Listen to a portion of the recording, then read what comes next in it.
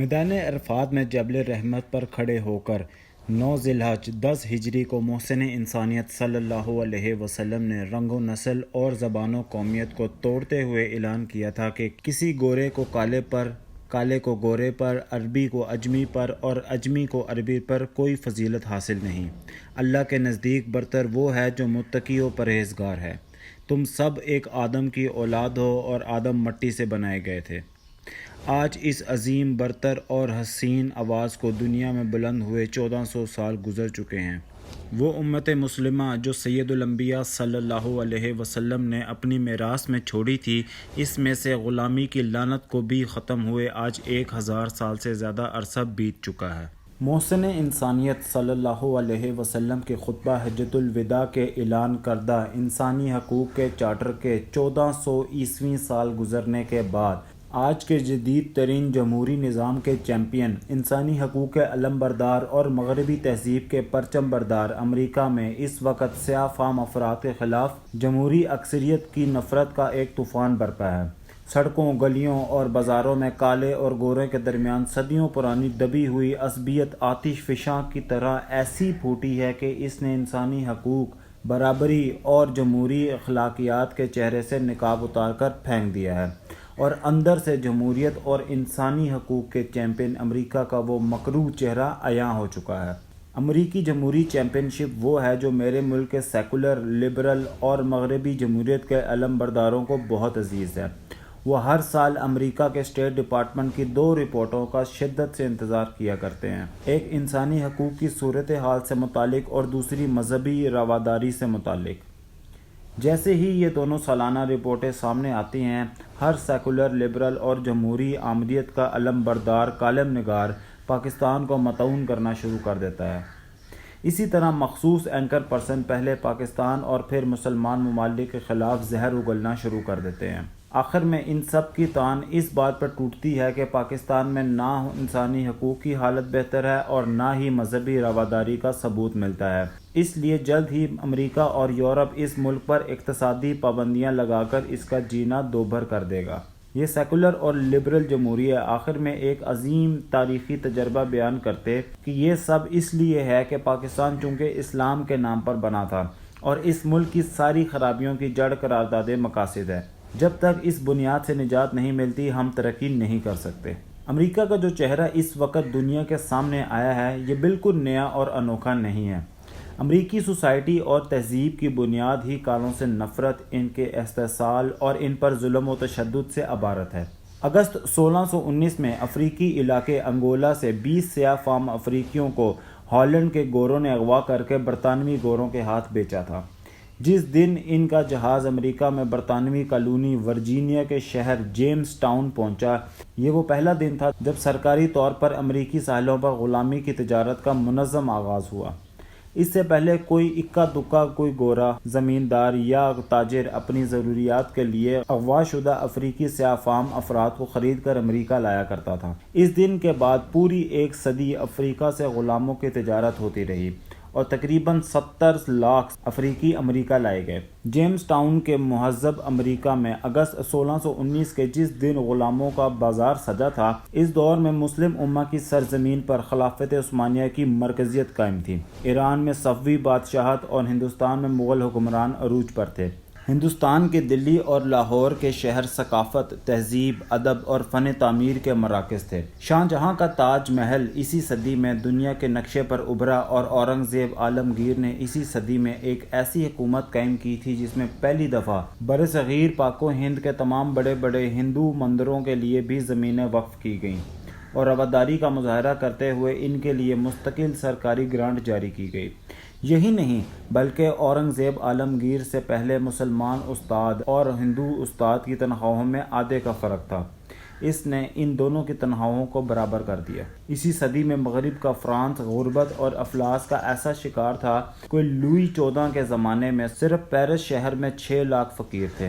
ہندوستان دنیا بھر میں 25% جی ڈی پی کا حصہ دار تھا۔ چین میں منگ خاندان زوال پذیر ہو چکا تھا۔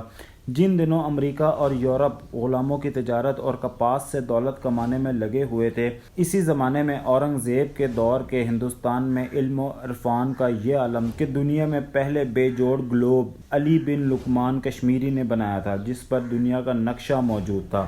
جب امریکہ کا جدید معاشرہ غلاموں کی تجارت اور مظالم کی بنیاد پر اپنی معیشت استوار کر رہا تھا، خلافت عثمانیہ دنیا بھر کے مظلوم یہودیوں کے لیے واحد پناہ گاہ تھی۔ 17ویں صدی کی مہذب اور ترقی یافتہ مسلم دنیا کے مقابلے میں جدید امریکہ انسانی تاریخ کے اس بدلتے ہوئے موڑ اور تہذیبی ترقی کے عروج میں ابھی غلاموں کی تجارت کا آغاز کر رہا تھا۔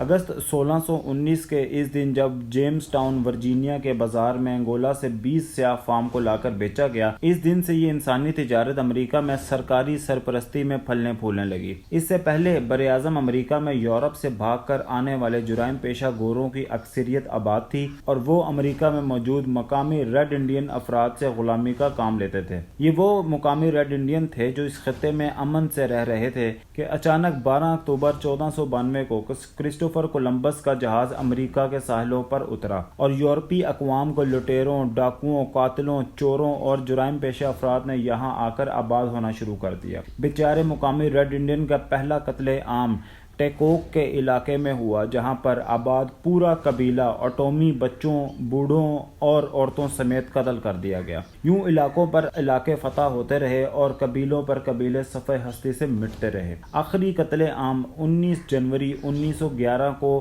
نویڈا کی ریاست میں ہوا۔ آج بھی پورے امریکہ میں ریڈ انڈین مقامی افراد کی 500 سے زیادہ آبادیاں ہیں، جنہیں ریزرویشنز کہا جاتا ہے۔ ان آبادیوں میں یہ قبائل صدیوں پرانی زندگی میں رہتے ہوئے نظر آتے ہیں۔ 16ویں صدی کا امریکہ ریڈ انڈین کے قتل عام اور نسل کشی کا امریکہ تھا۔ تقریباً 11 کروڑ مقامی افراد قتل کر دیے گئے۔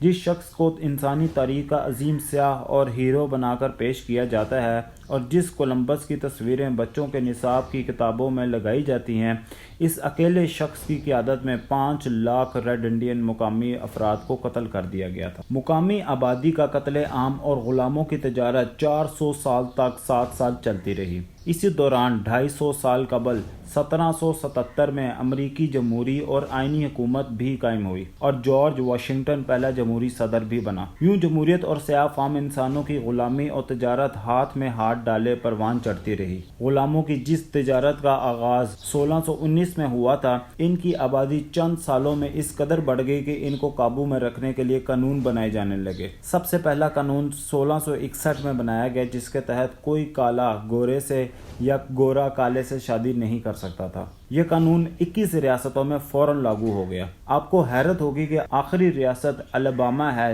جس میں ایک نسل سے دوسری نسل کی شادی پر پابندی کا قانون صرف 20 سال پہلے یعنی 2000 میں ختم کیا گیا۔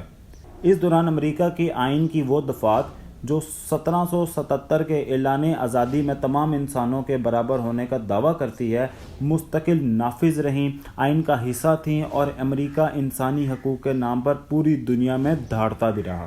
ان بیچارے افریقی سیاہ فام غلاموں کا امریکہ کے ساحلوں تک کا سفر بھی دردناک اور المناک کہانیوں سے عبارت ہے۔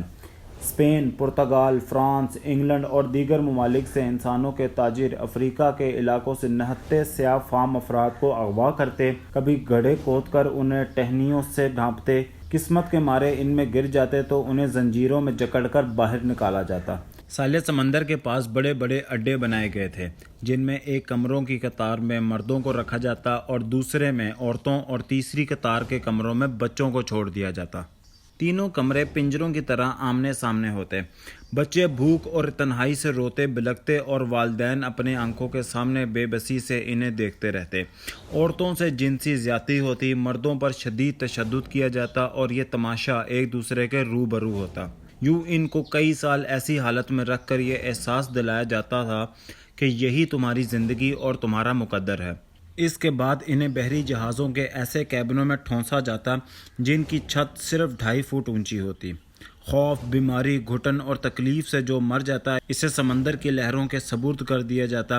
صرف 25% غلام ہی امریکہ کے ساحلوں تک پہنچ پاتے، جو خود کو بہت خوش قسمت تصور کرتے کہ آزاد فضا میں سانس لے رہے ہیں۔ یہ الگ بات ہے کہ ان کی باقی پوری زندگی کپاس، تمباکو اور گنے کی کھیتوں میں غلامی کرتے گزر جاتی۔ غلاموں کی تعداد بڑھانے کے لیے عورتوں کو گائے بھینسوں کی طرح جنسی اختلاط پر مجبور کیا جاتا تاکہ وہ ہر سال ایک نئے غلام کو جنم دیں۔ اس فعل کے بعد مردوں کو علیحدہ کر دیا جاتا اور عورتیں ایک جانور کے گلے کی طرح بچے پالتیں۔ عورتیں دوہرا بوجھ اٹھاتی، کمپنیوں اور گھروں میں کام کے علاوہ بچے بھی پالتی۔ ایک ساتھ ریوڑ کی طرح جوان ہونے والے بچوں کو بھیڑ بکریوں کی طرح غلاموں کی منڈیوں میں بیچ دیا جاتا۔ جمہوریت کی سب سے بڑی علامت، امریکی کانگریس نے 1793 میں ایک قانون فیوجیٹو سلیو ایکٹ پاس کیا، جس کے تحت کسی غلام کو بھگانا یا فرار کرانے میں مدد دینا ایک جرم قرار دیا گیا۔ یہ قانون اس لیے منظور کیا گیا تھا کیونکہ سیاہ فام غلاموں میں بغاوت کی چنگاریاں سلگنے لگی تھیں۔ اس بغاوت کا پہلا علمبردار نیٹ ٹرنر تھا، جس کی ماں ایک افریقی غلام عورت تھی جسے گوروں نے زیادتی کا نشانہ بنایا تھا۔ اپنی ماں سے محبت اور نامعلوم باپ سے نفرت نے اسے پاگل کر دیا تھا۔ وہ ہر وقت سیاہ فام افریقیوں کی آزادی کے خواب دیکھتا رہتا۔ ایک دن 1831 میں اس نے سورج گرہن دیکھا تو اسے ایک انقلاب کی علامت سمجھا۔ اس نے اپنے چند ساتھیوں سمیت اپنے مالک کے خاندان ٹریوس فیملی کو قتل کر دیا اور ورجینیا ریاست کے چھوٹے سے شہر یروشلم کی طرف چل پڑا۔ اس کے ساتھ 75 کے قریب سیاہ فام غلام اکٹھا ہو گئے تھے جنہوں نے 60 گوروں کو قتل کر دیا۔ ریاست فوری طور پر ایکشن میں آئی۔ بندوقوں، بختر بند گاڑیوں اور جدید اسلحے سے لیس ملیشیا نے انہیں یروشلم کے شہر کے باہر گھیر لیا۔ نہتے غلاموں پر فائرنگ شروع ہوئی۔ 100 کے قریب سیاہ فام غلام اور کچھ راہگیر بھی مارے گئے۔ ٹرنر وہاں سے بھاگ نکلا۔ 6 ہفتوں تک جنگلوں میں مارا پھرتا رہا، پھر آخرکار پکڑا گیا، مقدمہ چلا اور پھر اسے عبرت کا نشان بنانے کے لیے سر عام پھانسی دی گئی۔ یاد رہے کہ یہ 1831 یعنی صرف 190 سال پہلے کا واقعہ ہے، کوئی ہزاروں سال پہلے کی کہانی نہیں ہے۔ اس واقعے کے 30 سال بعد 1861 کی بہار میں امریکہ کی ریاستوں میں غلامی کی حق اور خلاف آپس میں ایک بہت بڑی جنگ کا آغاز ہوا۔ ابراہم لنکن امریکی صدر منتخب ہوا تو اس کا نعرہ امریکہ سے غلامی اور غلاموں کی تجارت کا خاتمہ تھا۔ جنوبی ریاستیں جہاں کھیتی باڑی عام تھی وہ غلامی کے حق میں کھڑی ہو گئیں اور شمالی ریاستیں غلامی کے خلاف۔ 12 اپریل 1861 سے 9 مئی 1865 تک 4 سال تک جنگ چلی۔ ایک اندازے کے مطابق 3,65,000 افراد مارے گئے، جن میں 80,000 سیاہ فام غلام اور 50,000 آزاد شہری بھی شامل تھے۔ اس جنگ کے نتیجے میں امریکہ سے قانونی طور پر غلامی کا خاتمہ تو ہو گیا، لیکن گزشتہ 150 سال سے سیاہ فام افراد سے نفرت کی آگ امریکی معاشرے، تہذیب اور زندگی کے دیگر معاملات میں مسلسل سلگ رہی ہے، اور ہر چند سال بعد کسی سیاہ فام کی موت کی صورت میں رونما بھی ہوتی رہتی ہے۔